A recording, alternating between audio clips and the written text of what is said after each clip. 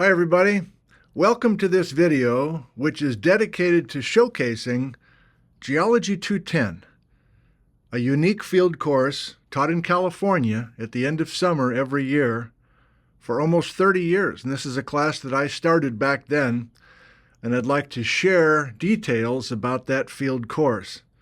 And you're watching this potentially as a student who's about to take the class, or a potential transfer student coming to Central Washington University to study geology, and this would be your first experience. You jump in a van and we take you down to California and give you an intense experience. Or for many of you watching from distant lands, this is simply another video showcasing who we are here at the geology department. And at the end of the video, I will show you how you could support the program. That's right, I'm talking about money. I've avoided money to this point. This is my decision. I've been thinking about this very, very carefully. Many of you for the last 3 years have been asking, how can I support what I'm doing here?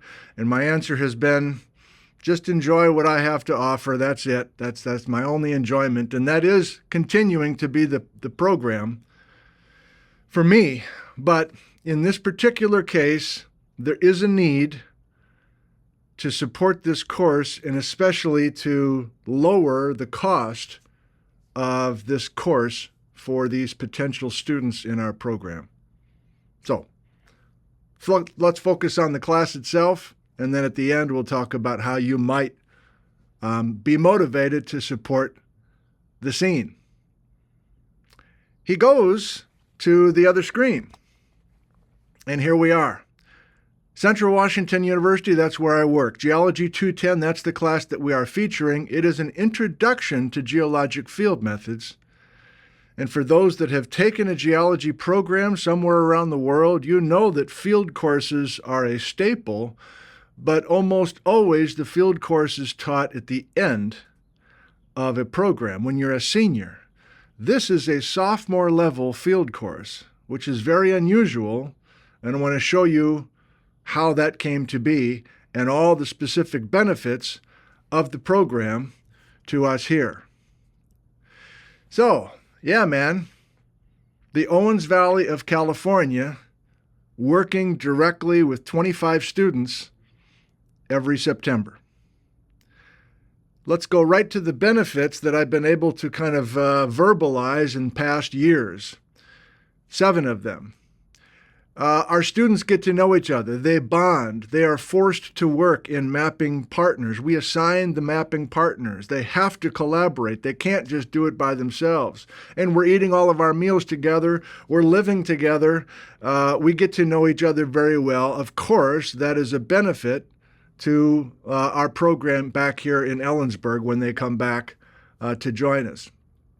By being so intensive and together for 15 days, we are very clear in our expectations for who we want to be as a geology department and the type of people that we want. We want people who are working hard, who take this very seriously, and also like to have fun and like to be inclusive. That's all on purpose, the design of this course. Yes, it's been a recruiting tool, so the idea is that I get somebody interested in geology by taking Geology 101, and then I say, hey, can I sell you on taking another class in geology? If you're surprised at if you're surprised how much you really enjoy this geology stuff, maybe you owe it to yourself to take at least one more class. And ideally, you'll take Geology 210. And they're like, well, what is that? And I'm like, well, we send you down to California. And they're like, oh God, well, what airline should I? No. We have vans here. We have you show up in late August. We go 3 vans. We drive all the way down to California. And like a pro football team, we have training camp that's totally separate from our world up here. No distractions. It's a bonding experience, and it's an intense learning experience as well. Okay?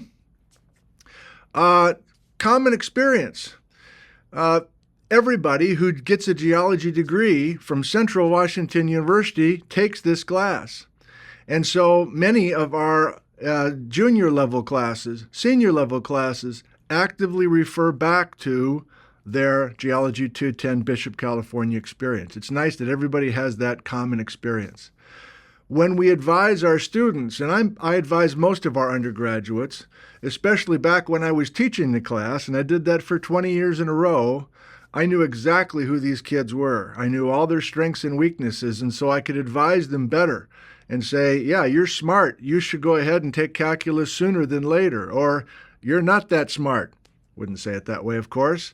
We should slow play this a little bit and get you more comfortable with our academic scene here.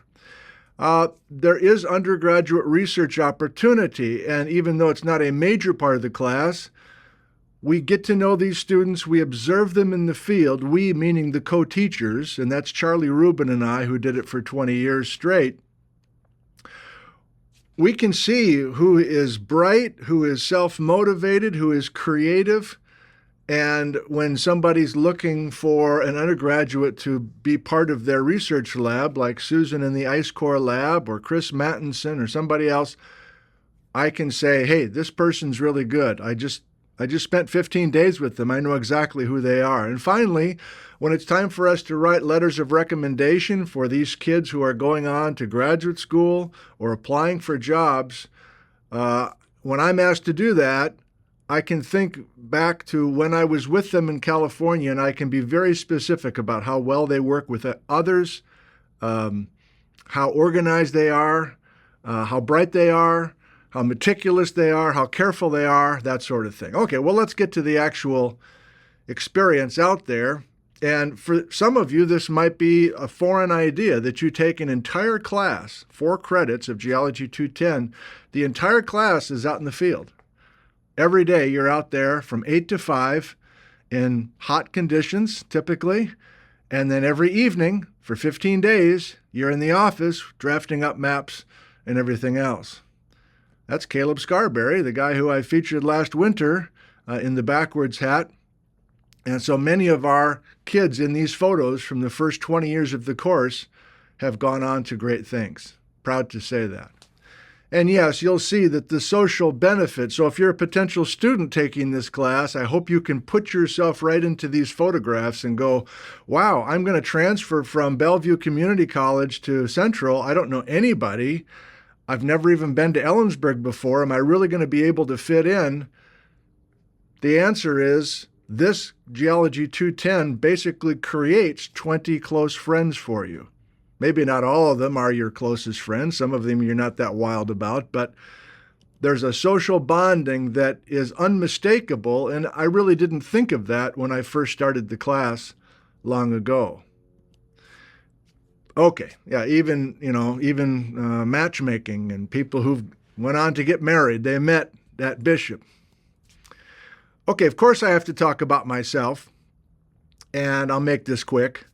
This is an old photo of me back in the early 1980s. I was not a good student at the University of Wisconsin. This is on Bascom Hill overlooking State Street and the state capitol in Madison. I was a wallflower. I was a late bloomer. And our field camp at the senior level was taught in Utah. And these are photos that I took with my little pocket Instamatic camera back in 1986. And I remember going to graduation at Camp Randall Stadium. Wallace Stegner, my favorite author, was one of the speakers that day. And all of my family was there, of course. And I remember standing there posing for pictures with my grandmothers and my sisters and everything. And I remember thinking, I screwed up. I picked the wrong major. I'm majoring in geology, and I don't think I even like geology. And that's because I had not taken that field class yet. And so I graduated in May of 1986, and then I did the 6-week field camp in Utah. And even though there were 112 students, and there were 3 different geology departments that were participating, and there were 4 different it was a zoo. Even despite that, you can see all of us hanging out. We stayed in Park City, Utah. We stayed in an old motel. It's kind of a cushy existence, to be honest. But my point is this. Even though there were tons of students and the professors were literally using megaphones sometimes because there were so many students in the field, despite that, I finally realized that geology was the right choice for me. I was living and working in the mountains for the first time. I was hot and dirty. The geology was complicated, but that whole scene, it just felt right for me. And from a social point of view, because I was kind of a wallflower and I was in all these geology classes the previous 3 years, but I didn't really know anybody, I didn't extend myself much, I became close friends with these guys who I was just aware of in the previous 3 years. And suddenly we were best friends because, again, we were living together, eating together, collaborating in the field together. And for me, the bizarre experience was that we had just gelled as a unit, and then we all said goodbye to each other. And, lost track of everybody. So that left a huge impression upon me, not only that I was happy that I chose geology because that field work finally pulled it all together, but that social thing, I remember thinking, boy, if I had only done this earlier, I would have gotten so much more out of my time as an undergraduate at the University of Wisconsin. So, flash forward a few years, it's the early 1990s, and I start teaching here. And my job is to recruit people into our program. And my idea was I want to create a sophomore level field course, 2 weeks. There'll still be a 6-week field course at the end of the program, and that still exists today. Those kids are out there right now, as a matter of fact, Geology 489. But in addition to our summer field camp, I wanted a 2-week introduction to geologic field methods class, half for the social part of it, but half for the hook and the chance that if I could get the kid down to California, more often than not, I would seal the deal and make sure that they stayed with us in the program. And yes, I had a young family at the time, and it was intense for my wife and our 3 young boys that I was going down to California. It's a lot of effort to make that trip happen. But looking back on it, great experience. So it takes 2 full days to drive from Ellensburg down to Bishop, California. Here's our route the first day. Some of you know that route well. We would always stop after lunch at Newberry Volcano and walk people out, and that was our first chance to get a sense of who was in the crowd and who was vocal and, icebreaker kind of stuff. We would always camp at Goose Lake State Park on the Oregon-California state line.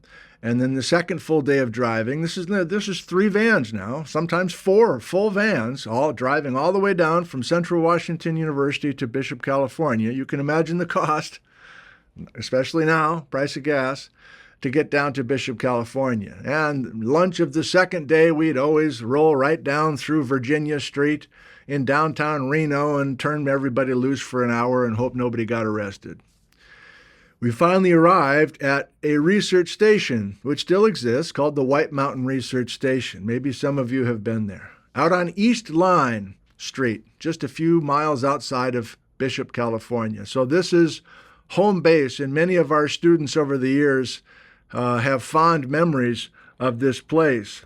So fond, in fact, that I have always got a kick out of graduates of our program, and I would see them or they would come visit up here, 10, 20 years later, and they would say, hey, I took my wife and kids down to the White Mountain Research Station. We walked around out at Polita.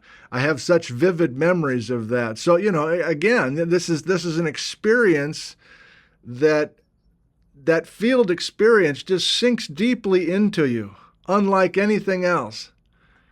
And the nuts and bolts of what you're teaching, not that big a deal, probably, but that connection and that experience, for some, it's the only time they've experienced something like that. Now they're a mid-level manager in King County, Seattle, Washington. So yes, so again, thinking about students who are thinking about doing this, where would I stay? What would I eat? The food is excellent. This is the dining room at the White Mountain Research Station. There's a cook preparing all these wonderful meals. This is the dorm style living, big, almost like a military style bunkhouse with bunk beds. And this the front porch at our main facility, and the place to hang out before the dinner bell is rung, or hang out on the bench in the front porch before the vans leave in the morning at 8 promptly. There's all sorts of routines, and I was especially really into this sort of team building without really verbalizing it necessarily. So we'd get people to play different kinds of horse as we're waiting for the vans to leave in the morning or after supper and that sort of thing. Volleyball was a big deal. Can you remember when you were, I'm talking to older people now, can you remember when you were 20, 21? I mean, you're hiking hard all day in the 100-degree Fahrenheit weather, and you get back and you got an hour before supper. What do? You all go play volleyball. You don't go rest. You don't shower. You just keep going. Oh, by the way, and this is, do I have a pointer? I guess I do. So this is the air-conditioned classroom, like kind of a classroom trailer essentially. And so in the evenings, every evening, there'd be a lecture or there'd be working on these maps. I'll show you what the projects look like in just a second. Depending, every year was different. The faces were different. The student names were different, but many of these photos look about the same. You just had a new crop of kids every year.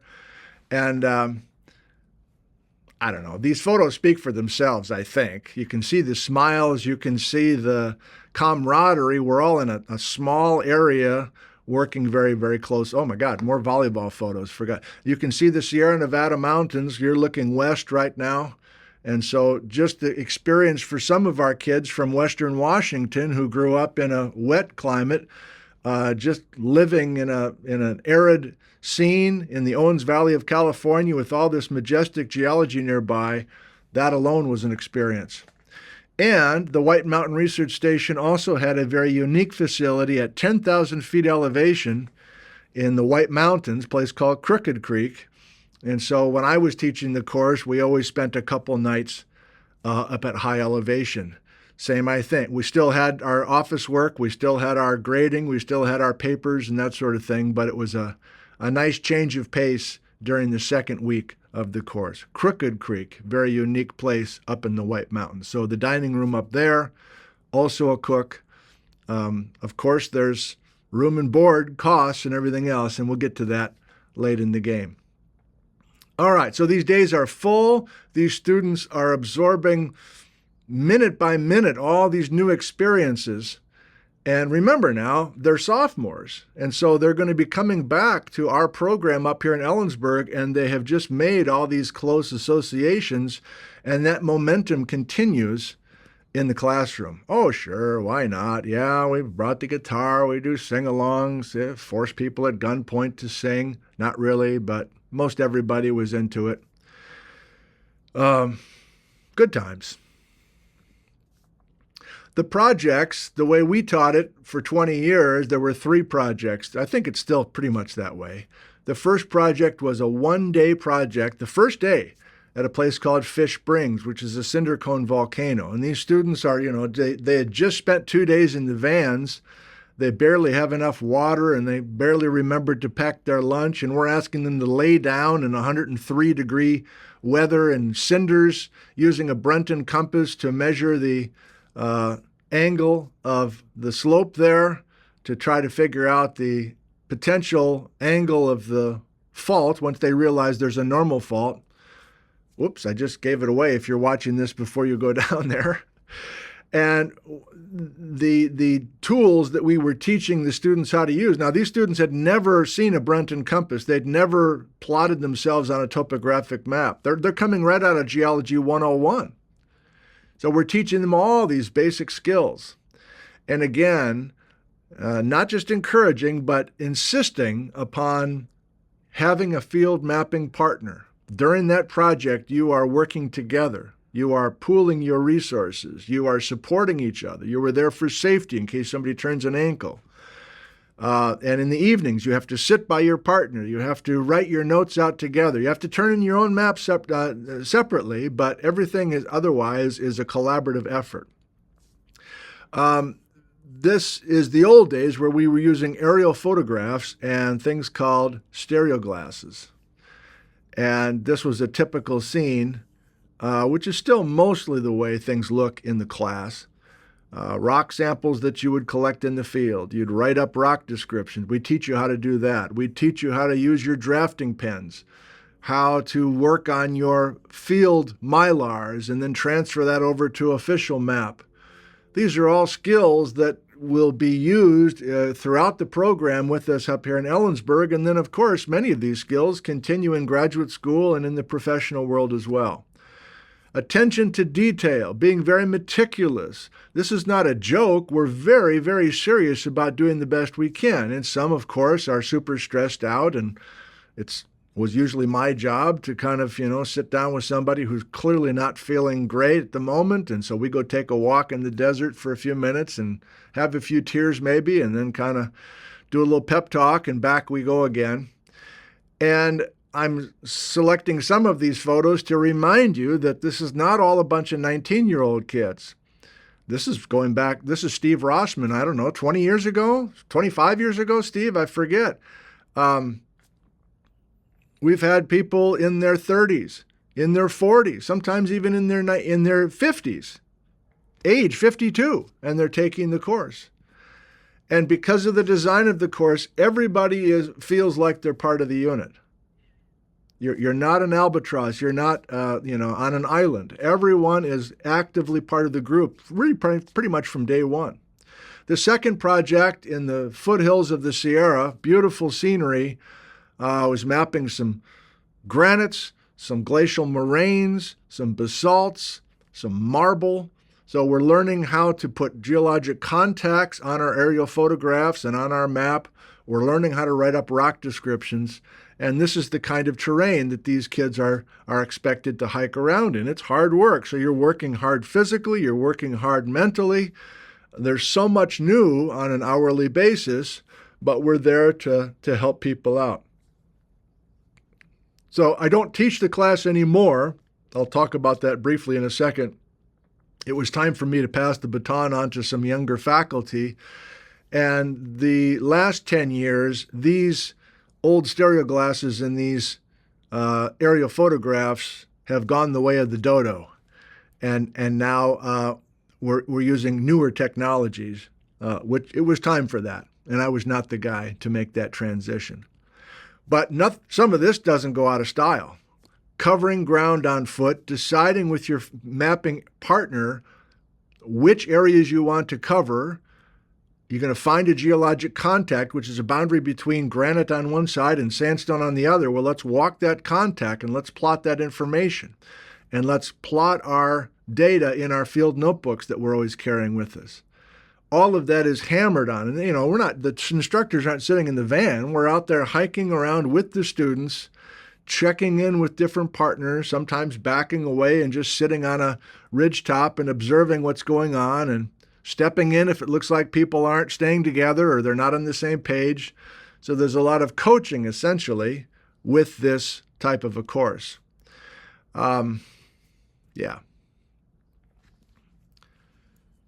There's time to take a break, drink some water, talk about families and friends, and, there's time in the vans every day to drive from the research station out to the field site. And so it's a nice natural combination of intense academic work and this kind of developing social skills as well. Some stronger, of course, than others with social interaction. Again, not everybody's 19 years old. Some people are mid-career and they're extra motivated to kind of, do it right this time, basically. Okay, so that's all Big Pine. Yeah, back in the day, we had no problem drinking beer in the classroom. That eventually stopped as well. And Charlie Rubin and I, who we'll talk about in a second, we were the guys teaching the class every year. And so you're kind of shepherding these students. You're there for safety. We never really had a serious accident, but there were twisted ankles and some dehydration occasionally. So we were there kind of as parents, essentially. But you can see the scenery, I hope. And you go, why would you go all the way down to California? Well, one reason is I didn't start the class from scratch. I adopted these exercises from Stanford University, which was teaching a 2-week field course. So with Stanford's permission, I kind of ripped off the class and then molded it for our abilities and our emphasis.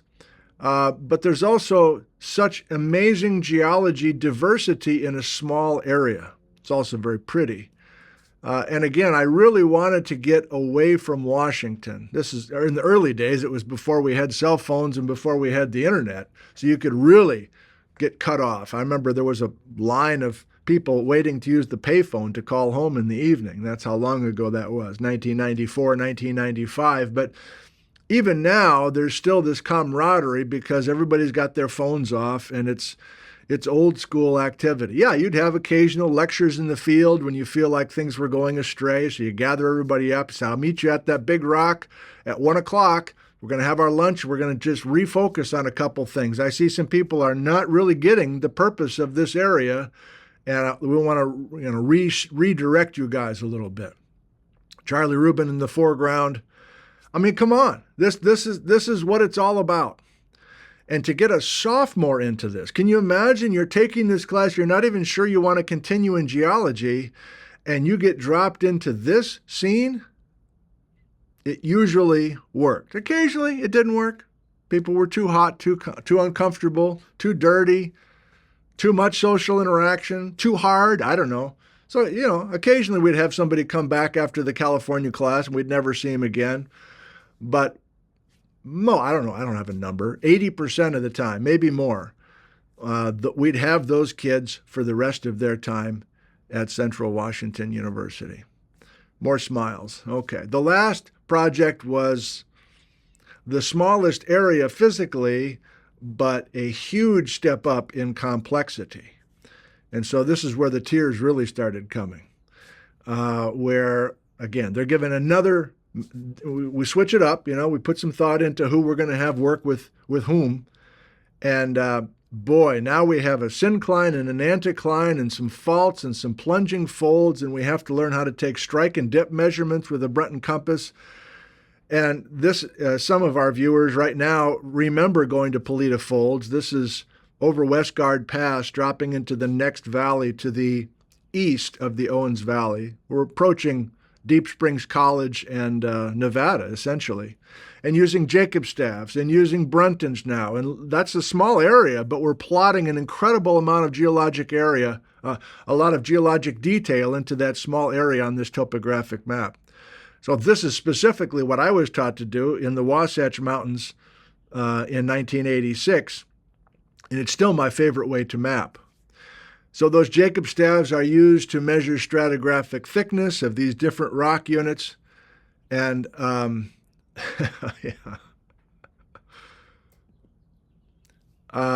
this is the last project then, a 4-day project where you are now given more and more freedom to make your own choices. You've already had a week and a half of experience mapping. And like I say, you're now dealing with 9 different mappable units, a limestone, a sandstone, there's repeating section. Suddenly you're at a higher than sophomore level, to be totally honest about it. But, practice makes perfect. As an instructor, you know when to step in and give a little more information so people aren't just paralyzed. But sometimes you just have to step back and let people figure it out for themselves. And oftentimes the cream rises to the top when you do that. I mean, we need the superstars to get a chance to flourish, and we need the folks who just aren't getting it naturally to not flourish in a mean-spirited way. I think that's part of it. But I just can't emphasize enough how every year you kind of see the same, just sociologically, there's 25 kids every year. I mean, you can almost predict it. Like there's 5 superstars who just are just naturally gifted, even though they've never done it before. They can just see certain things, and they're very, very careful. There's 5 that we'll probably never see again. There's some who are super confident, but no reason to be that confident. They just kind of, typically males, they're just going to go for it, and then they're totally wrong. There's some who are very smart and totally intuitive, but they don't want to put anything on their map because it's probably going to be a mistake. You know what I'm talking about. All those abilities are right out there. There's no hiding. You can't be a wallflower in the back of the classroom now. You're exposed. And your instructors know, if the instructors are good, they can sense how to coax certain things out of you, or how to push you down in a box, or how to almost make fun of you so that you'll not be so confident if there's no reason to be that confident. All right.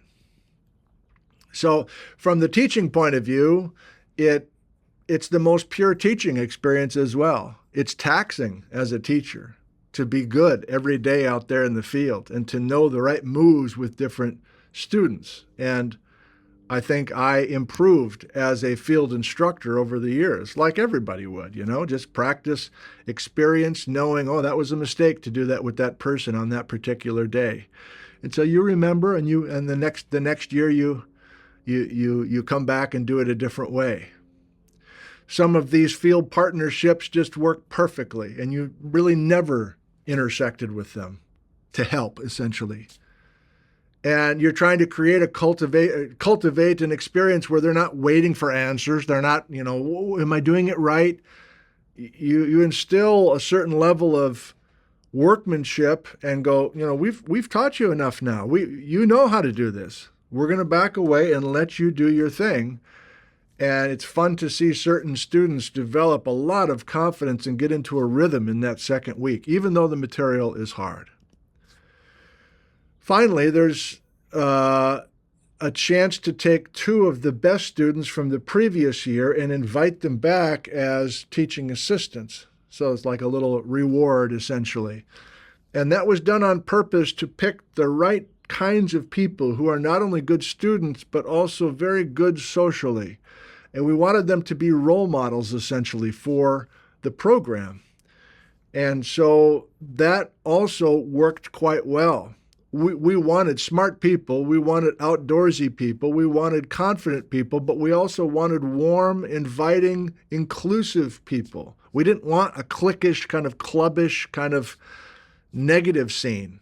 I've experienced that in other places. I didn't want that here. I wanted a different vibe for the department, and this course was a main reason for that. So depending on the year, we either had 2 gals or 2 guys, or oftentimes it was a guy and a gal, and they would work their magic, not to give answers, but just to continue to kind of, build these little connections between people.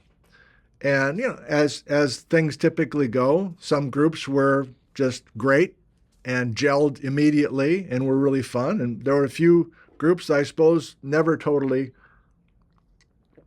gelled. Only a couple of those years, I think.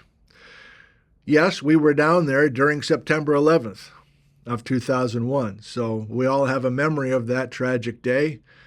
And in our case, we were all lined up in the dining room for breakfast, 7 a.m. on September 11th, 2001, and heard it on the radio. And then we delayed, I think, going out in the field for a half an hour, and we all were listening to the radio reports. So Charlie Rubin is the main guy. He and Megan Miller hired me in 1992 to come here and recruit students to the program. And Charlie and I did this course at the end of August, beginning of September, every year, more or less, for 20 years. And Charlie was hands-on. His personality, very different than mine, kind of a high-strung guy. I was kind of the comforter, and he was the pusher. We made a good team. And I thought it'd be fun just to show you every year very quickly. So this is the first group.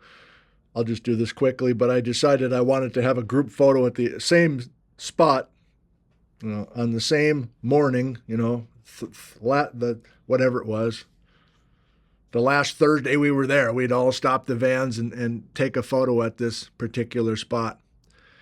And so I'm still in touch with most of these kids who are now middle age.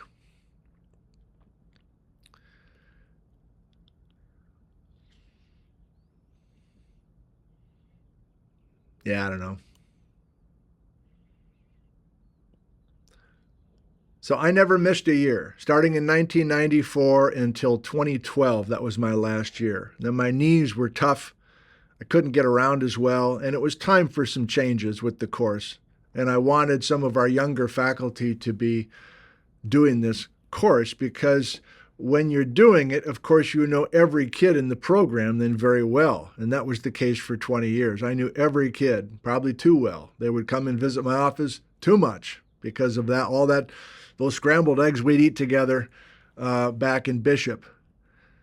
And when I stopped teaching the class, it was a hard decision, number one. Number two, I lost a bit of connection with our student body. I still advise most of our students, but I didn't know everybody's name. I couldn't advise quite as well as I had done when I taught the class. But it was also time for me to pursue some of the video stuff that I've been doing in the last decade or so. All right, I got to pick up the pace, boy. Come on now. These are still the years that I was teaching. If you see this and you're in one of these groups, I'm sorry. I'm going to give your group short shrift. Oh, didn't plan on saying short shrift twice this morning. Okay. I can remember every group. All right, pick it up. Pick it up, boy. So this is Charlie and I, and in here are two teaching assistants who were invited from the previous year. You already heard that from me. And our numbers were pretty steady. I don't know, I haven't done some head counts here, but our numbers were pretty steady over the years.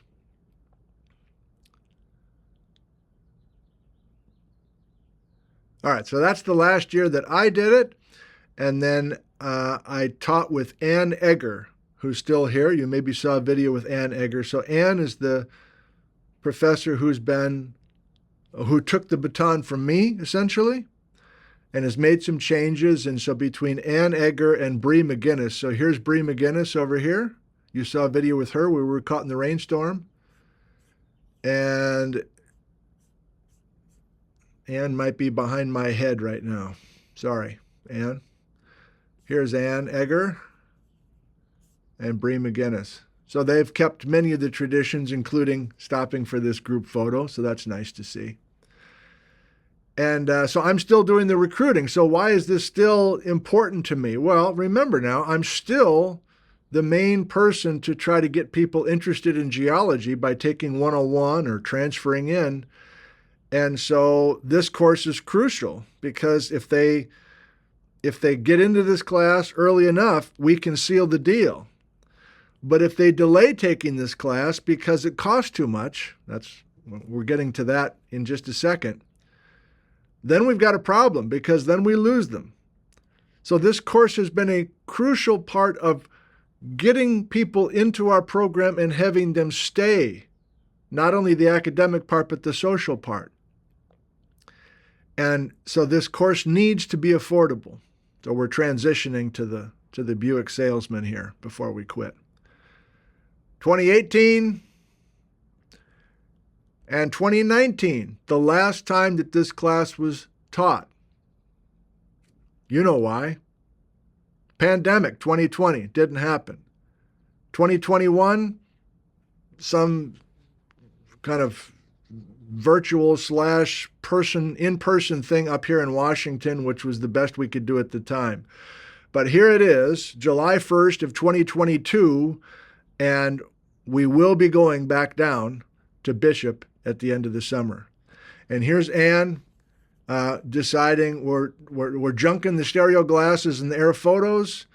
We have Google Earth, we have Google Maps, we have all sorts of newer technologies, which is perfect perfect. And this is a photo 10 years old. So she's continued to incorporate geographic information system skills and some other more modern approaches. And she's the person for that. That was not me. So Ann Egger, who now is the department chair, is going to be a key part in the very last part of this, because you might be communicating with Ann for reasons we'll talk about right now.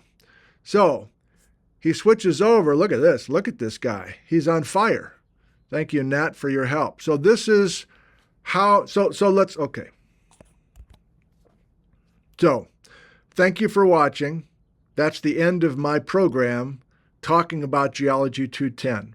And if you are a geologist in an academic program and you're thinking a sophomore level field course might be beneficial to your department, my answer is yes, it is, without hesitation.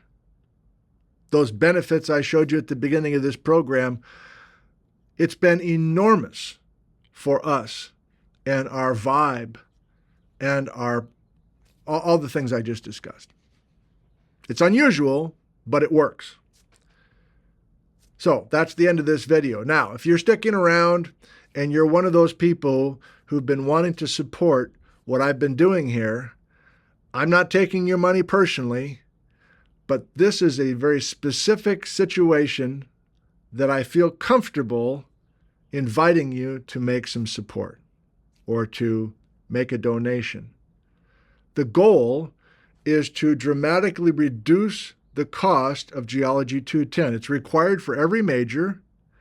And to be totally upfront with you, many of our majors have put off taking Geology 210 because of the cost, and they don't want to take 210 until they know for sure that they're in geology. Well, in the meantime, we lose half of them because they don't have that experience we just talked about.